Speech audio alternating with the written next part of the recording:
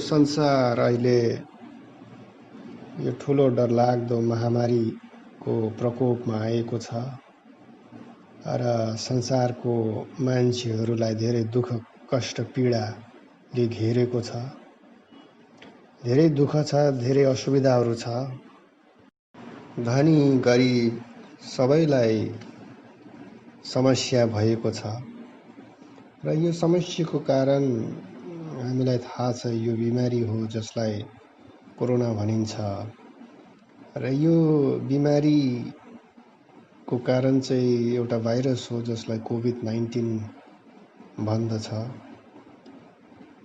यो भाइरस कुनै पशुबाट उत्पन्न भएको कुरा हामीलाई बताएको छ र यसरी जब यो मानिसहरूमा जब सर्छ, मानिसबाट भएर यो सारा विश्वमा नै फैलिन्छ र यो बिमारी फैलेपछि धेरै दुःखहरू मानिसहरूमा आइलागेको छ र यस प्रकारको घटनाहरू अहिले हालैमा घटेको थिएन र यसरी पहिलो पटक यस्तो ठुलो समस्याहरू यो संसारमा आएको छ र बिमारीको समस्या समाधान गर्नका लागि परेका छन् यो संसारको वैज्ञानिकहरू, डाक्टरहरू। तर पनि अहिलेसम्म यो समस्याको समाधान पाउन सकेको छैन र यस प्रकारको घटना जब घट्छ, यस प्रकारको जब परिस्थिति संसारमा आइलाग्छ, तब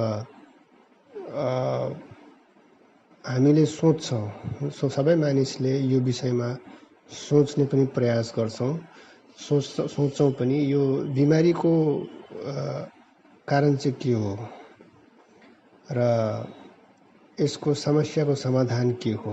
अब हामी सबै जान्दछौँ यो बिमारी भाइरसद्वारा नै भएको हो भनेर, तरै पनि एउटा विश्वासी भएको नाता हामीले अरू पनि यो विषयमा सोच विचार गर्छौँ, किनकि अरू संसारिक मानिसको जस्तो हाम्रो सोचाइ र हेराइ हुँदैन। एउटा संसारिक मानिसको लागि यो प्राकृतिक संसार, यो नेचरल संसार नै हो तिनीहरूको लागि, त्यस बाहिर अरू केही पनि हुँदैन। तर एउटा विश्वासीको लागि यो संसार त हुन्छ, तर यो संसारको पछाडि आत्मिक संसार पनि हुन्छ र विश्वासीको लागि चाहिँ आत्मिक संसार दुई भागमा बाँडिएको हुन्छ। एउटा ग्रुपमा परमेश्वरको जनहरू छ र अर्को ग्रुपमा शैतान र उसको फौज छ र एउटा सोच्दा एउटा प्रश्न आएको हुन्छ कि यो महामारी चाहिँ कसले ल्यायो? यो महामारी परमेश्वरले ल्यायो कि यो महामारी शैतानले ल्यायो भन्ने एउटा प्रश्न हाम्रो मनमा आएको हुन्छ र यो कुराहरू हामीले बुझ्ने प्रयास गर्नेछौँ आज कि यो महामारीलाई चाहिँ हामीले चाहिँ कसरी बुझ्नु, कसरी लिने र यसको कसरी फेस गर्ने एउटा प्रश्न हामी माथि आएको हुन्छ। सबभन्दा पहिला हामीले चाहिँ बेसिक कुरा बुझ्नु पर्यो। यता रोग बिमार भन्ने बित्तिकै हामी त्यसलाई शारीरिक रोग बिमारसित बुझिहाल्छौँ। मान्छेलाई धेरै किसिमको बिमारी हुन्छ उसको शरीरमा त हुन्छ, साथमा उसको त्यो मानसिक बिमारी पनि हुन्छ र यो बिमारीलाई ठिक पार्नको लागि, ठिक गर्नको लागि धेरै चिकित्सा उपचार दबाई पानीहरू छ, अपरेसनहरू गरेर जाती भइहाल्छ। तर बिमारी ब्याक्टेरिया अथवा भाइरसले मात्रै ल्याएको हुनसक्छ, तर त्यसको पछि अरू पनि धेरै कारणहरू छ र यो कारणहरू चाहिँ हामीले चाहिँ बुझिराख्नुपर्छ, किनकि जब बिमारी हुन्छ कोही, तब त्यो बिमारी ठिक गर्नको लागि चाहिँ दबाई पानी गर्छ र त्यो मानिस विश्वासी हो भने या अरू धर्ममा पनि छ भने उसले प्रार्थना पनि गर्छ, आफ्नो परमेश्वरलाई, आफ्नो भगवानलाई उसले प्रार्थना पनि गर्छ। कोही मस्जिदमा जान्छ, कोही मन्दिरमा जान्छ र त्यस्तो आफ्नो विश्वास अनुसार उसले केही न केही गरेको हुन्छ, किनकि उसको विश्वास छ कि मानिसको विश्वास हुन्छ कि बिमारी छ, मैले दबाई खाएँ, मैले चिकित्सा उपचार गरेँ, तर यसमा परमेश्वरले या भगवानले मलाई चङ्गाई गरिदिन्छ, मलाई जाति पारिदिन्छ भन्ने तिनीहरूको आशा र विश्वास पनि भएको हुन्छ। र यो कुरा हामी बाइबलमा पनि पाउँछौँ। प्रार्थना गरेर मान्छेहरू जाति भएको घटनाहरू हामी बाइबलमा पढ्छौँ र धेरै मानिसहरूको आजको दिन पनि साक्षीहरू छ। कसरी तिनीहरूले चाहिँ विश्वासद्वारा, प्रार्थनाद्वारा बिमारीहरूबाट चङ्गाई पाएको, जाति भएको साक्षीहरूले हामीले सुन्न पाएका छौँ। र यो आफूमाथि छ, आफ्नो विश्वासमाथि छ, तपाईँको विश्वास कस्तो छ त्यो माथि रहेको छ, किनकि चङ्गाई जुन चाहिँ छ त्यो पर्सनल कुरा हो। र एउटा चङ्गाईको घटना माथि म तपाईँको ध्यान आकर्षण गर्न चाहन्छु। एकखेप प्रभु येशूलाई एउटा घरमा एकजना मान्छेले बोलाएको हुन्छ, सिमोन, र उसले आफ्नो सासूलाई देखाउँछ कि ऊ बिमारी भएको छ, ऊ ज्वरो आएको छ, उसलाई धेरै दिन भयो र उसको लागि प्रार्थना गरिदिनुहोस् भनेर चाहिँ प्रभु येशूलाई भनेको हुन्छ। र त्यो बिमारीको लागि प्रभु येशूले चाहिँ प्रार्थना गर्दैन। प्रभु येशूले के गर्छ, त्यो बिमारीलाई, त्यो रोगलाई चाहिँ उसले हकार्छ, डाँट्छ, रिब्युक गर्छ। त रिब्युक गर्दा, डाँट्दा के हुन्छ, त्यो बिमारी, त्यो रोग उसको शरीरबाट गइहाल्छ र ऊ जाति भइहाल्छ र तुरन्तै जाति भएर ऊ उठी पनि हाल्छ र काम गर्नु पनि थालिहाल्छ। अचम्मको घटना हामी पढ्न सक्छौँ लुका 4:38। सभाघरबाट निस्केर उहाँ सिमोनको घरमा पस्नुभयो। सिमोनकी सासू कडा ज्वरोले थलिएकी थिइन् र तिनीहरूले तिनको निम्ति उहाँसँग बिन्ती गरे। तिनकै नजिकै उभिएर उहाँले ज्वरोलाई हकार्नुभयो र ज्वरोले तिनलाई छोडिहाल्यो र तुरन्तै उठेर उहाँहरूको सेवा गरिन्। र यहाँको यो घटनामा चाहिँ के पाउँदछ कि प्रभु येशूले बिमारीलाई ठिक पार्नका लागि उहाँले प्रार्थना गर्नु भएन, तर डाँट्नु भयो। र अब यहाँ प्रश्न आउँछ कि यो बिमारीलाई चाहिँ कसरी डाँट्ने? एउटा मानिसको शरीरमा कुनै बिमारी छ, कुनै ब्याक्टेरिया, कुनै भाइरसले सुगर प्रेसर भएर ऊ बिमारी भइरहेको छ भने त्यो शरीरको भागलाई, त्यो बडी अर्गनलाई, त्यो हार्टलाई, त्यो लिभरलाई, त्यो मुटुलाई, त्यो भाइरसलाई चाहिँ कसरी चाहिँ डाँट्नु, कसरी चाहिँ त्यसलाई गाली गर्नु, कसरी चाहिँ त्यसलाई हप्काउनु। हप्काए पनि त्यो भाइरसले हाम्रो कुरा सुन्छ र सुनेर त्यो भाइरस भाग्छ र त्यो ब्याक्टेरिया भाग्छ र भने अचम्मको कुरा। यो यस्तो कुरा हो जो चाहिँ संसारको मान्छेले बुझ्दैन। जब एउटा कुनै पास्टरले कुनै बिमारीलाई डाँट्छ भने त्यो तिनीहरूको लागि चाहिँ त्यो एकदमै मूर्खको कुरा हो, स्टुपिड कुरा हो। किनकि डाँटेर कहिले पनि बिमारी, यो भाइरस र ब्याक्टेरिया शरीरबाट भाग्दैन। कसरी भाग्छ? किनभने ब्याक्टेरिया र भाइरसको त कुनै आँखा कान हुँदैन, सुनेर भाग्ने होइन। त्यो त कुनै कुकुर बिरालो मान्छे होइन जो गाली सुनेर भाग्ने होइन, र तिनीहरूले त्यो कुरा बुझ्दैन। तर हामी विश्वासी भएको नाता चाहिँ बुझ्छौँ कि मानिसको शरीरमा बिमारी आएको हुनसक्छ, कुनै ब्याक्टेरिया भाइरसले बिमारी गरेको हुनसक्छ, र तर त्यो बिमारीको पछाडि कुनै दुष्ट आत्मा, कुनै शैतान पनि लुकेको हुनसक्छ। र यो लुकेको दुष्ट आत्मा, शैतानलाई विश्वासीले देख्न सक्छ, आइडेन्टिफाई गर्न सक्छ, चिन्हित गर्न सक्छ भने त्यो दुष्ट आत्मालाई चाहिँ डाँटेर खेद्नु सक्छ। र डाँटेर त्यो दुष्ट आत्मालाई खेदिन्छ भने अटोमेटिक देन एन्ड देन त्यो मान्छे जाति भइहाल्छ। र यही काम प्रभु येशूले नै गर्यो। जब यो प्रभु येशूलाई ती रोगी, त्यो बिमारीको नजिक ल्यायो, तर त्यति बेला प्रभु येशूले त्यो बिमारी त देख्यो, त्यो रोगीलाई त देख्यो, तर त्यसको साथमा आत्मिक संसार, अदृश्य आत्मिक संसारमा लुकिरहेको दुष्ट आत्मालाई पनि देख्यो।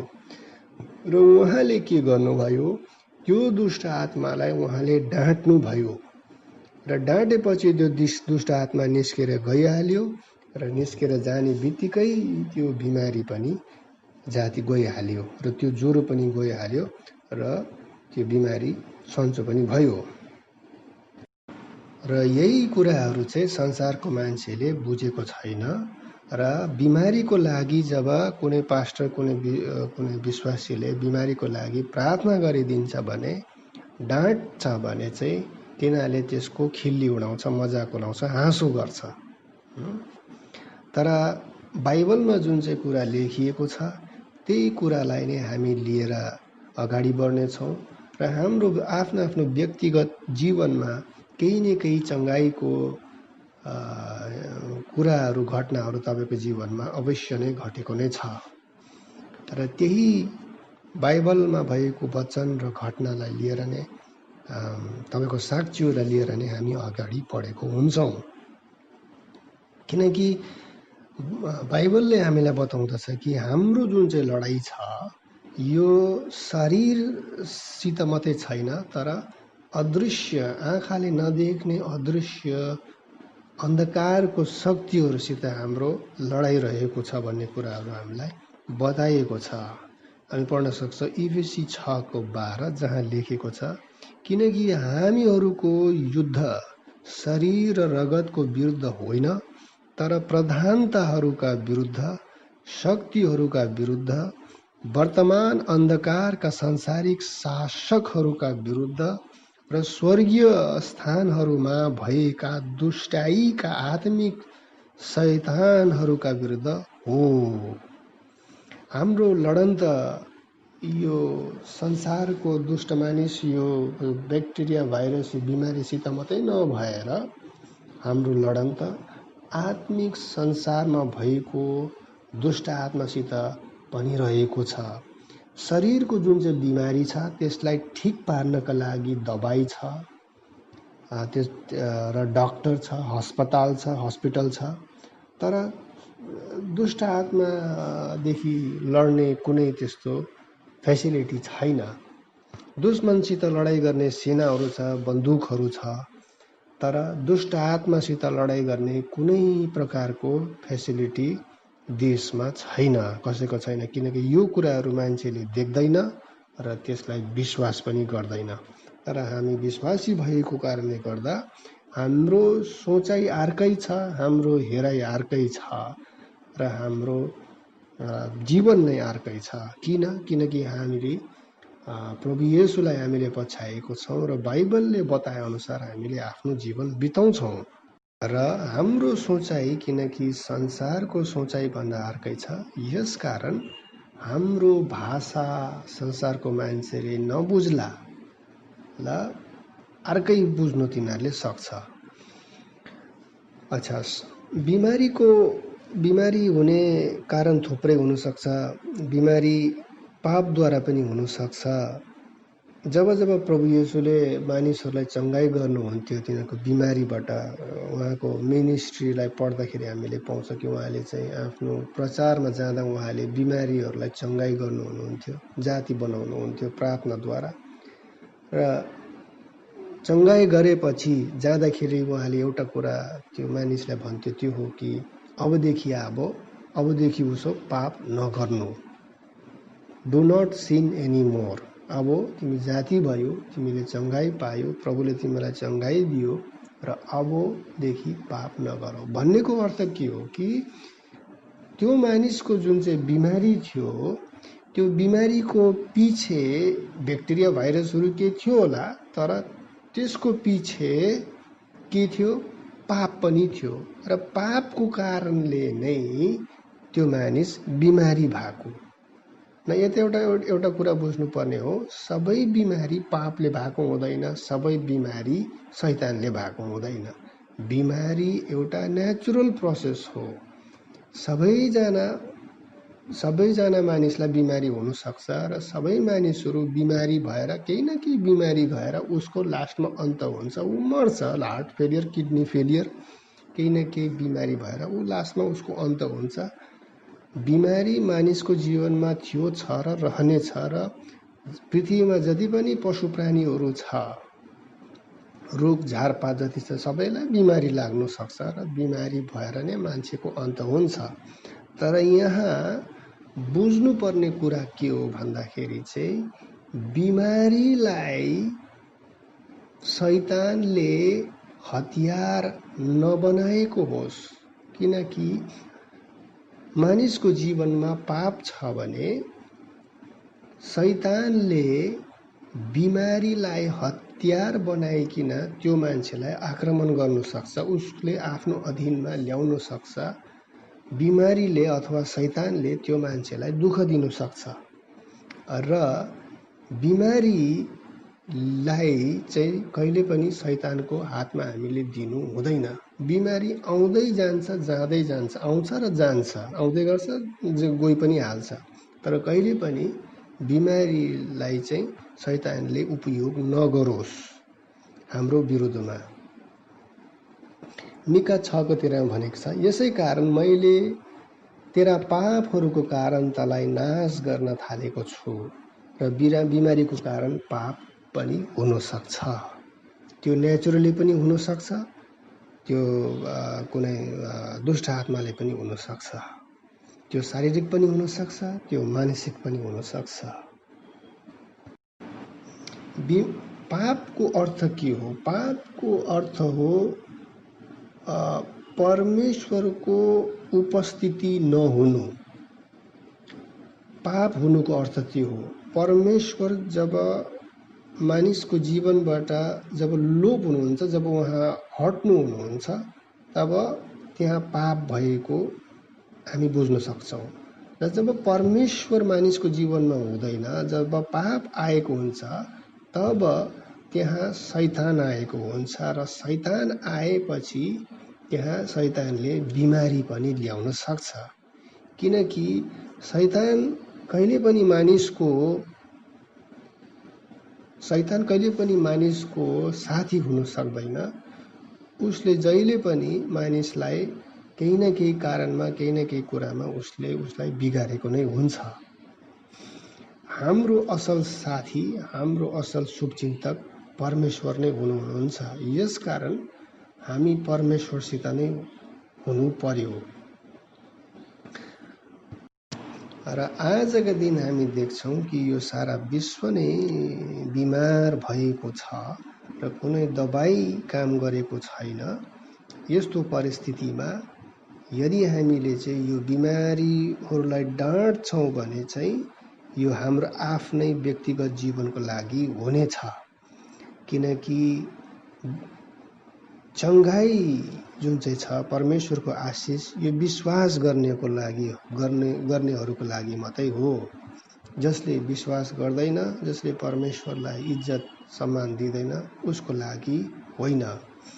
किनकि मिस्र देशमा परमेश्वरले धेरै विपत्तिहरू ल्याउनु भएको थियो, तर त्यो विपत्तिहरूले मिस्रीहरूलाई त सतायो, तर उहाँको जुन चाहिँ थियो, यहुदीहरू थियो, उनीहरूलाई सताएन। र त्यही खण्ड, त्यही बाइबलको त्यही भाग म अन्तमा पढेर तपाईँलाई सुनाउन चाहन्छु। प्रस्थान 15:26। र उहाँले भन्नुभयो, तिमीहरूले परमप्रभु आफ्ना परमेश्वरका कुरा ध्यानसित सुन्यो, उहाँको दृष्टिमा जे ठिक छ सो गर्यो र उहाँका आज्ञाहरू ध्यान लगायो र उहाँका सबै विधिहरू मान्यो भने जुन रोगहरू मैले मिस्रीहरूमाथि ल्याएको थिएँ, ती मध्ये एउटै पनि तिमीहरूलाई ल्याउने छैन। किनकि तिमीहरूलाई मैले निको पार्ने म परमप्रभु हुँ। संसारलाई जस्तो विपद आए पनि, जस्तै समस्या प्रब्लम आए लागे तापनि यदि परमेश्वरको आत्मा हामीमा छ भने हामीलाई त्यो समस्या लाग्दैन। यसकारण हामी परमेश्वरमा भर पर्नेछौँ र प्रस्थानमा जुन चाहिँ प्रभुले बताउनु भएको छ त्यो कुरालाई हामी एक्सेप्ट गर्नेछौँ। आमेन।